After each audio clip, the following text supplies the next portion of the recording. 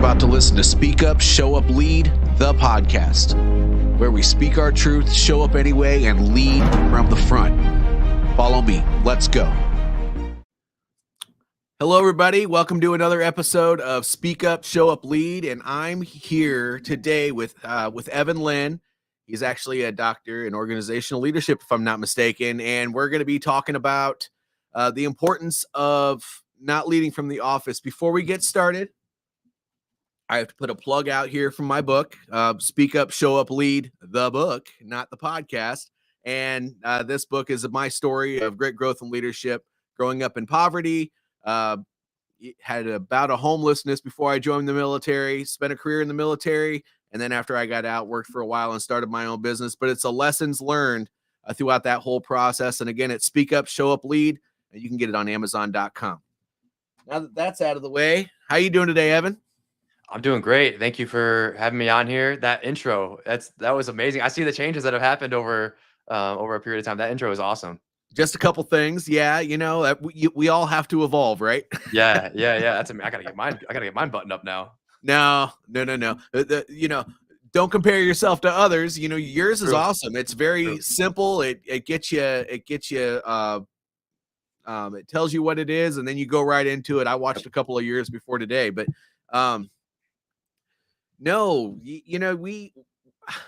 was it you or me who put a post up? I can't remember which way it was, but we decided we were going to have a conversation about the importance of not leading from the office, because it really is more common than what a lot of people realize, and it's not usually because people don't want to interact with others, but there's just so much going on that they get stuck. And I think that understanding the importance of human connection in leadership, it's so much more than just getting up out of your seat and walking out of the office. What's your point of view on it? Yeah, spot on. And, in today's environment with with virtual hybrid work, and then dislocated workers all over the country, all over the world, makes that way more complicated. But I think when we're on that post, I think you put it up and we were just kind of having a conversation in the comments. I referenced this book.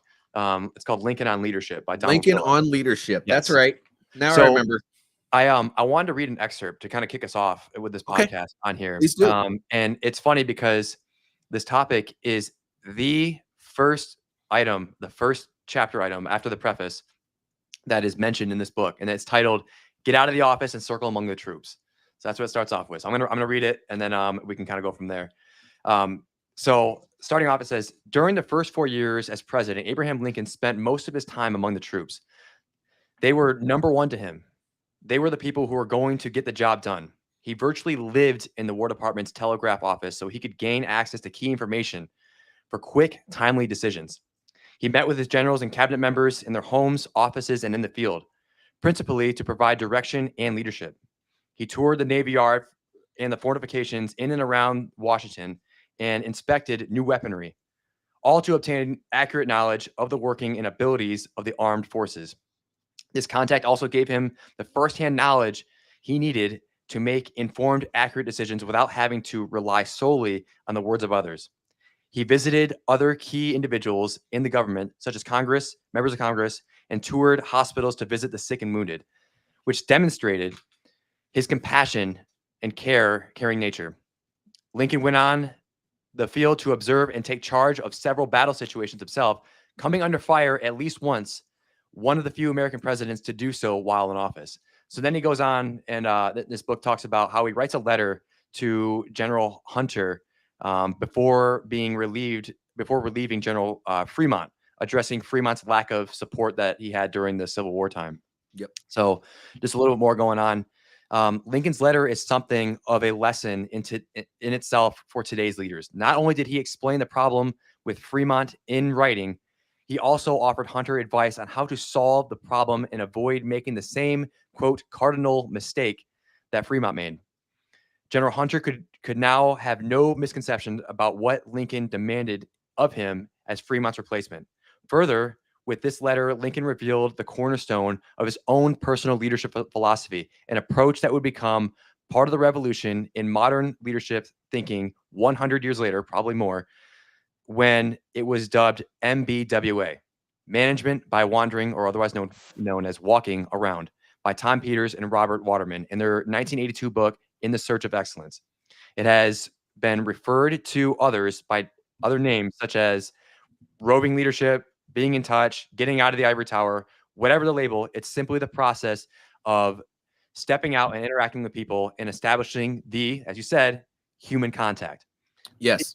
Peter and Nancy Austin, in A Passion for Excellence, define MBWA, Management by Walking Around, as the technology of the obvious.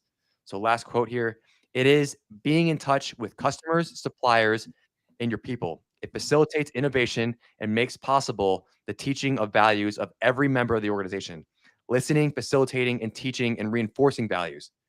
What is this except leadership?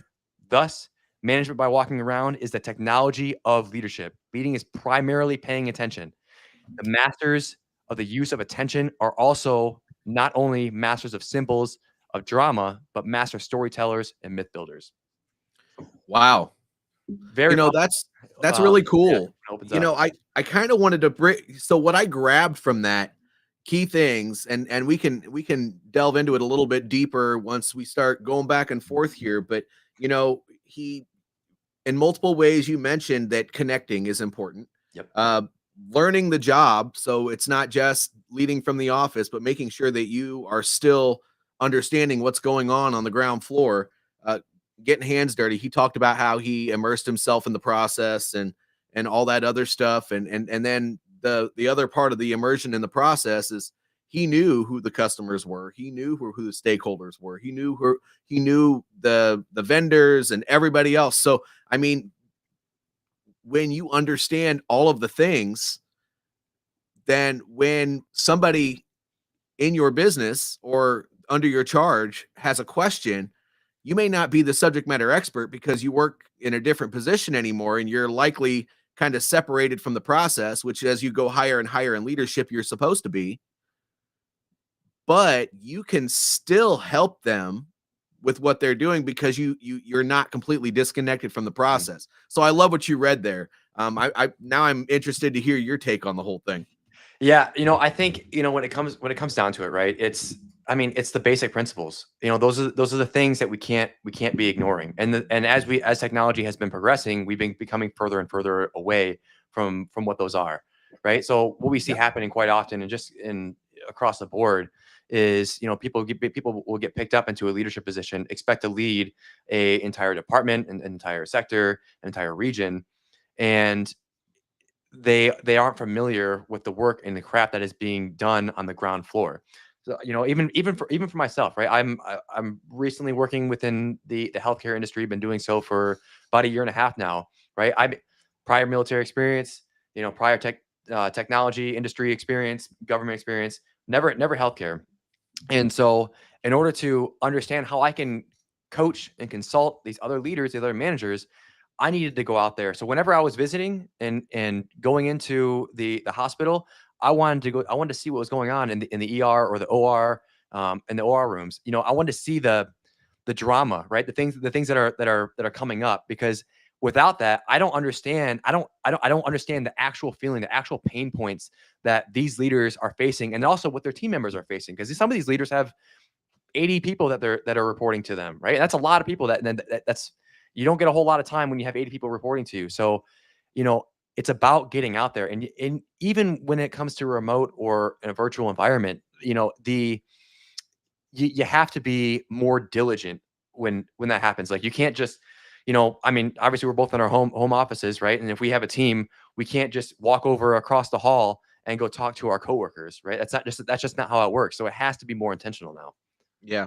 Well, not only does it need to be more intentional, but you still need to it still requires that maybe because of your many of these remote positions, they have a large geographic divide between the management and all the employees. So what needs to happen more often, and this is what I've coached people through, because I've had to do I worked in logistics when I was in the military, so I had to do remote stuff all the time. The main hub might be in Hawaii, I might be in Texas, and then all of the cargo's moving from uh from Louisiana or something like that. So there's always a divide there. But the consulting that I've done with other people is that you have to make intentional check-ins every day. If you have a team of 20 or 100, you can't do all people every day. You'd never get any work done. But as long as you can decide a number of people, you can decide a percentage every day that you're reaching out to and having a one-on-one conversation with, because you're going to have your team calls, you're going to have all that other stuff, but you got to make one-on-one time available. And it's going to be the same way as it would be in a warehouse or in a retail environment, where you still go to each one of them and ask the same questions. What types of things are you having trouble with? How are your kids? How's your spouse? How's your dog? How's your fish? Whatever you want to ask them. You still go through the same process. But at the end of the day, when you make that one-on-one presence known, whether it's in a virtual environment or in a physical work environment, the result is the same. You're letting them know that you care. You're showing them that you support them, not as a group collective, but also one-on-one. And you're gaining that trust because they know that you're going to reach out to them and have that one-on-one conversation. It really lets them know that you care. Yeah, exactly. And I kind of want, even when it going further into that one-on-one time, right, is it can't be something that is just a pencil whipped checkbox item. I met with this person, they're good. Keep doing what you're doing, whatever, and then move on. Right. That's a terrible, terrible check-in process. It should be a two-way conversation. Like you said, I mean, you even talk about your personal life, how are things going, and just to get to know the person, build rapport, right? Because if you don't build that rapport and you're in a leader and for a lot of people who are in that leadership position, and then those who are reporting to that individual may not want to share some information because they might be afraid of, that positional authority, right? Even though you may be a kind, open, compassionate person, you need to show that through your actions, through building that rapport, through asking these kind of questions, and to make it even easier, like you can just have a list of questions before you go into a check-in, right? If you're having a virtual check-in, just put them on your calendar, have it on repeat, and then within that calendar invite, just have 3 questions on there. What's going well? What's not going well? What do you need from me? Boom. Talk about those 3 things. And then everything else in between can just be casual conversations to kind of build that rapport. It doesn't even need to be long, right? No. And even if let's say you don't have time. Let's say you have 80 people that are reporting to you. Okay, that's fine.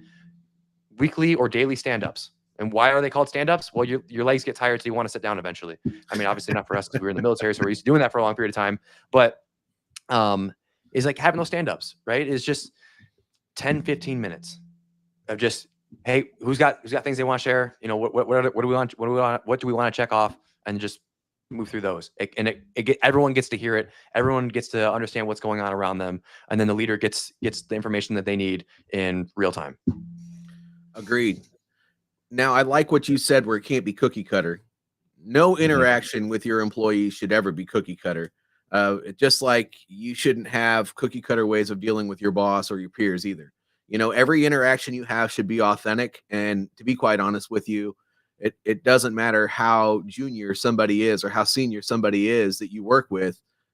Everybody can sniff out that BS from a mile away. So, if you're not authentic and you're just doing cookie cutter responses and questions, and I like how you said for the remote people, you put that in an email, you put that in the invite so that they see those main talking points. That way you don't necessarily have to talk about those things for the entire time, but they're there. And, those are just a couple things that you'd like to chat about before you get to the nonsensical stuff of, getting to know one another a little bit better. Or even, just real quick, like putting in a if you are limited by funds or funding, you don't have some sort of learning management system or some sort of HRIS system that can kind of house this data, that's fine. Create a Google document. That's free. And you put those 3 questions on there, and then the person can fill it out live. So then they're preparing mentally before they're even having this conversation. And you are too, because you get to review it before you had that conversation. Yep. And Yeah, I like that review process, but also, one mistake that a lot of people make, and this is kind of where I was going with the whole authenticity thing, is when they ask their employees what they need help with, and they actually come up with something, because I'm sure most of these check-ins, they don't actually expect anything to come of them. You actually follow back up on that, and block time on your calendar, block time on their calendar, and you guys actually put your nose to the grindstone together to solve whatever problem they had. Oftentimes, what we'll go up and ask people if they're good, if there's anything they need help with. They'll say something, and you're busy when you go back to your office, or when you go to the next person, and you tend to forget when people bring up these things. And one thing that we tend to forget is, since we have a lot of stuff going on, it's important to us as a manager, especially, or director, whatever your level is in your organization. But those things that they were vulnerable enough to bring up when they were talking to you on the phone, that's important to them too.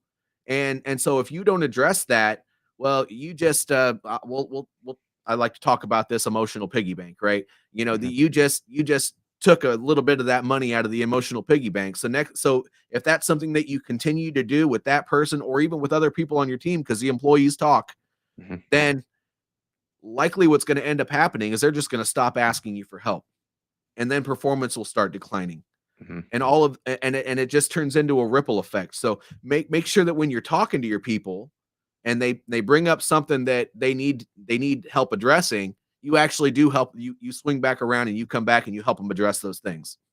Yeah. Yeah, exactly.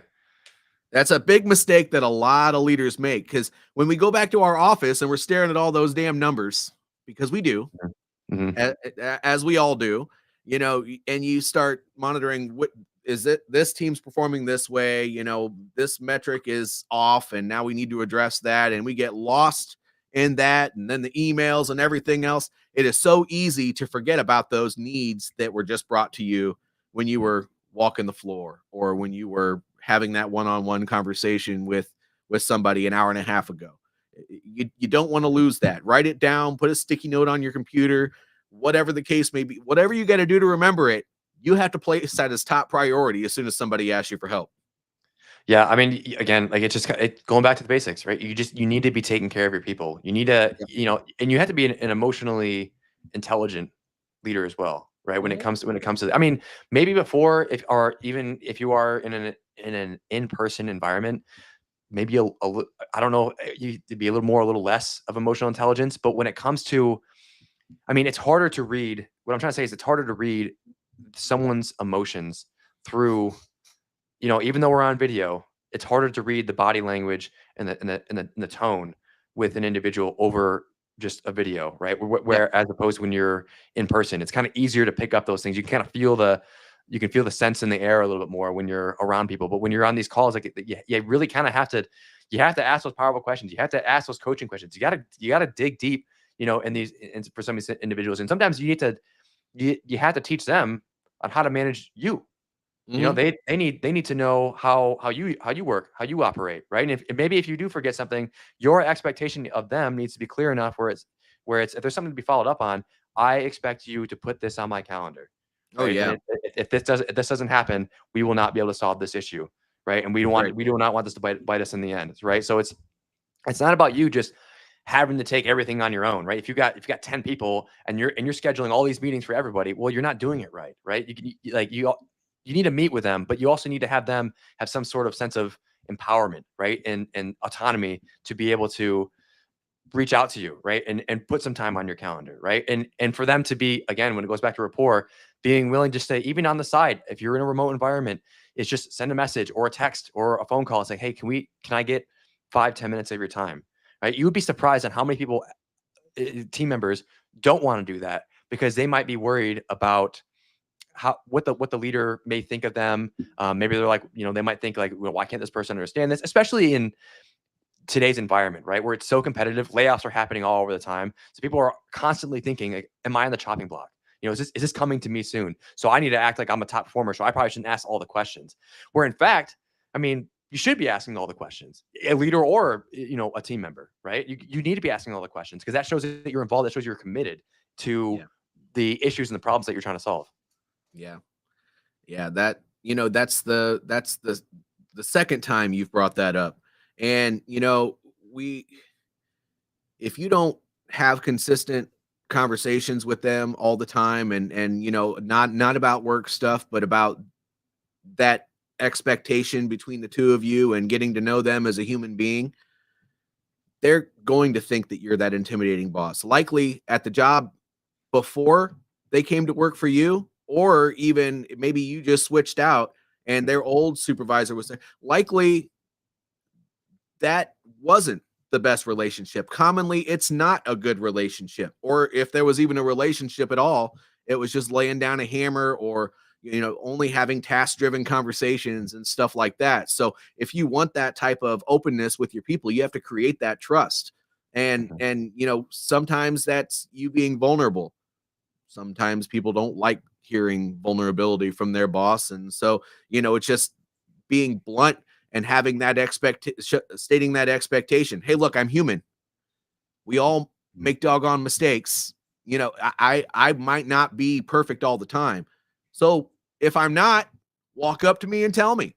Mhm. Some people need you to say, listen, I saw that this happened the other day. I just did this last week.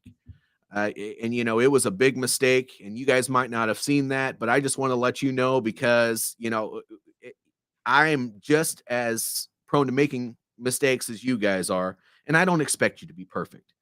But at the end of the day, we got to help each other out. So if I don't know that there's a mistake, then I can't help you. So those Mhm. are the two. Those are two types of approaches that you can take with people.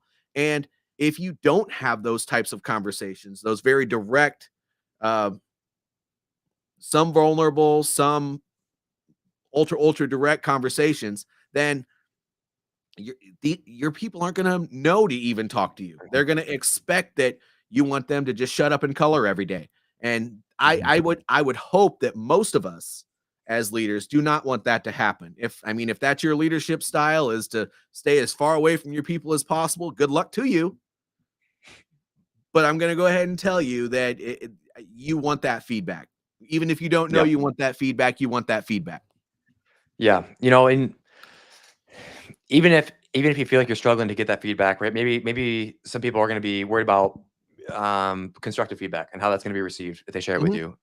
you. There's feedback doesn't need to be that complicated. You don't need to go through some crazy expensive 360 feedback mechanism or assessment in order to get some tangible information. There are tons of 360 feedback options that are online that you can build, right? So I built one for one organization where it was, I think, 4 or 5 questions, and I built it out on a Microsoft Forms, and you can also use Google Forms as well. As 4 questions, and it follows the model of the Yohari window, where it addresses things that are the known knowns, known unknowns, the unknown unknowns, like those kind of things, and it asks those questions, and you send it out, and it's all autonomous.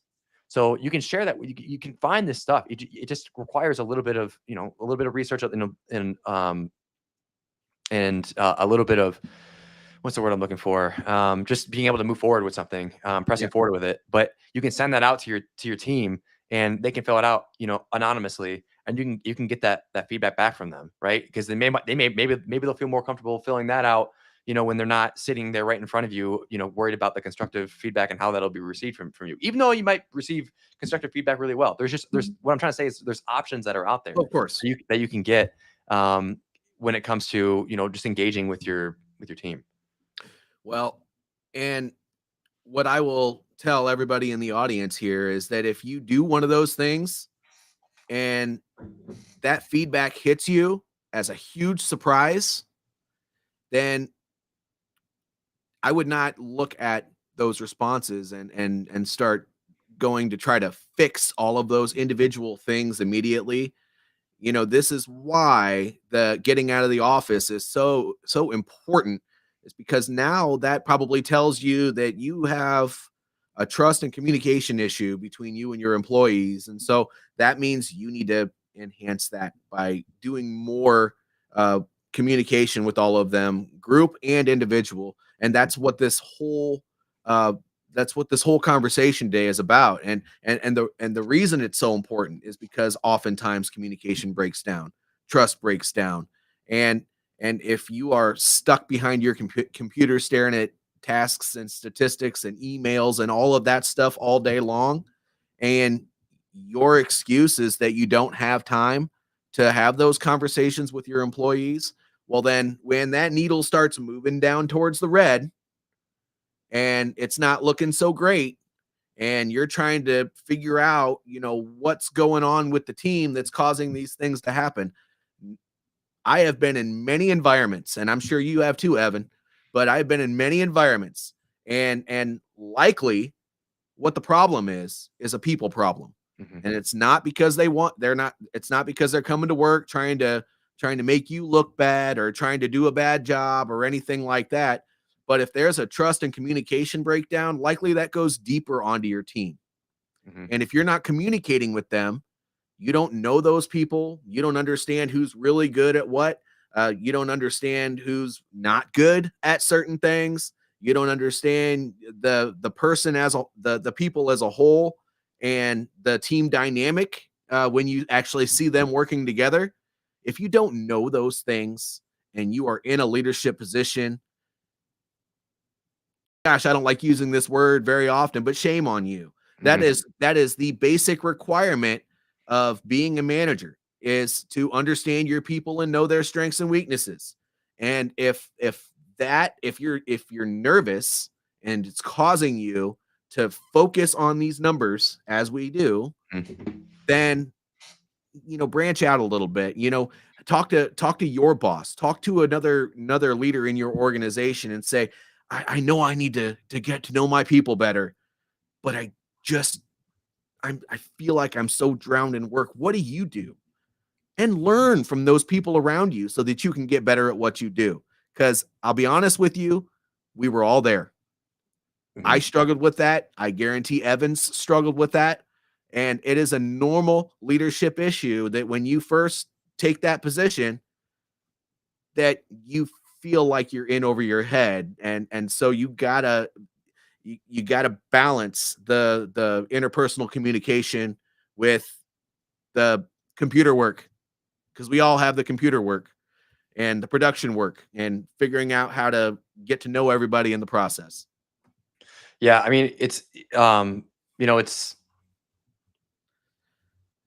it's going to like it's really going back to what was I gonna say? I'm actually losing my train of thought.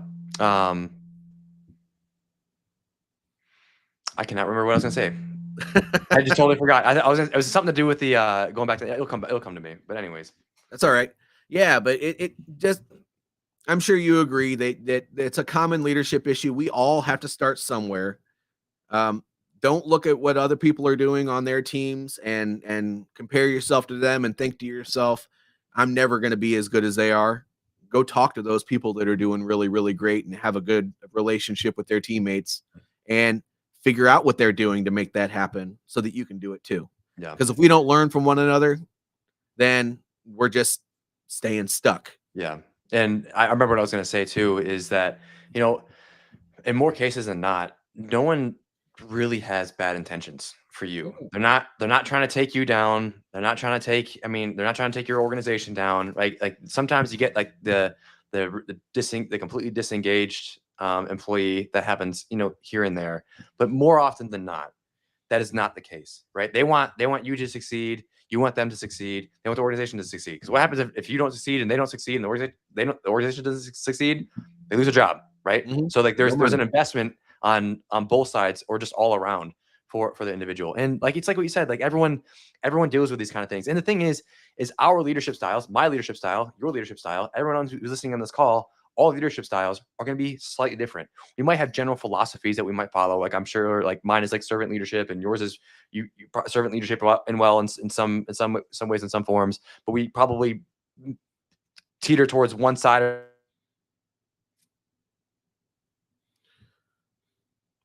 Oh, I think Evan might have an internet connection issue. Can you still hear me? All right. Yep, I can now. Okay. You're back. Okay. Cool. So you can. Oh, now I lost your mic. Oh, you lost it? Oh, nope, you're back now. Okay, I don't know what's going on there. No, it's all right. All right.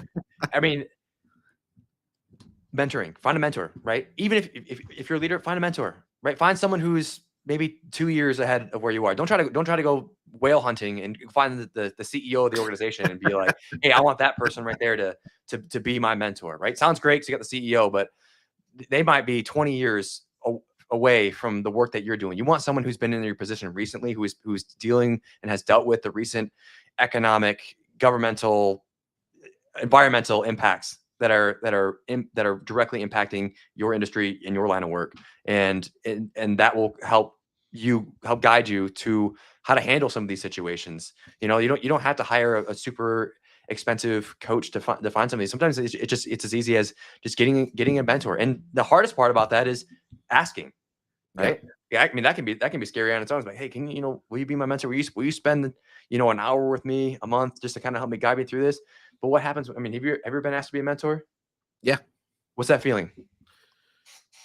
How the hell am I qualified to do that? Yeah. I mean, people that have other people looking up to them don't typically understand why. But it's an honor. It's I've always felt honored when somebody asks me. Exactly. Yep. Yeah. But I mean, I would never say no. I might say, well, why the heck do you want me? And regardless of what their answer is, I would do what I could to help anybody out. And I think that you're right, Evan. Anybody in an organization, they might say, I'm not sure what time I have to do that, but I would be happy to help you any way I can. And, you take whatever you can get if that's really the situation that you're in, if you're struggling. Yes. And you're right. Hiring an expensive one-on-one coach for every single one of your employees when you know that they're struggling that way, your managers, is not really going to solve the problem. If anything, I've always believed in doing the group thing. Yep. Because I've been doing this coaching gig for about 3.5 years now. And, I'm not saying you should hire me or, hire another outside person for your organization. But when things get toxic, sometimes you just need that intervention. And anybody that's out there should know that really the group thing is good. And you should get a group of your managers together, because when you crosstalk doesn't happen nearly as much as it should. And if you don't get anything else out of hiring a coach, it's finding out that multiple people are having the same problem. And when they come together, typically the organization and the management team is always better as a result of it. And that's been my experience. And when you're talking about mentorship and keeping things internal, you don't want that quick fix of bringing a coach in for one person, because if that's really the way you look at it, oh, he's broken, so we need to bring somebody in to fix him. Well, there's a systematic issue. You got to bring everybody together, whether it's with hiring somebody or not. That way everybody is on the same sheet of music, which is the values, it's a mission, it's an all the things problem likely at that point. Yeah. And that's like one of my things too with coaching is it's not necessarily for performance, those kind of like issues that are being faced. It's really for those who are, there's room for improvement. And they're driven, they're motivated. I can go on and on about that. I had something else too, and I'm losing it, man. I don't know what's going on. That's all right. It's not super early, but it's still early. Yeah. You still got the post morning exercise brain fog. Yeah. The PT this morning was a little tough. Box jump burpees are those take me out. That sounds fun. I don't know if my old knees would be able to handle that. But, I think I will throw up. So, so closing comments. We're at the point of the call. What's one closing comment that you would like to share on the importance of getting out of the office, Evan? Don't make it complicated, right? The human contact, right? If you are introverted, or I'm gonna pick on like software engineers, right? Or computer engineers or program engineers, engineers in general, right? And you just don't like being, you don't like being in contact with people, right? But you're in that management leadership position.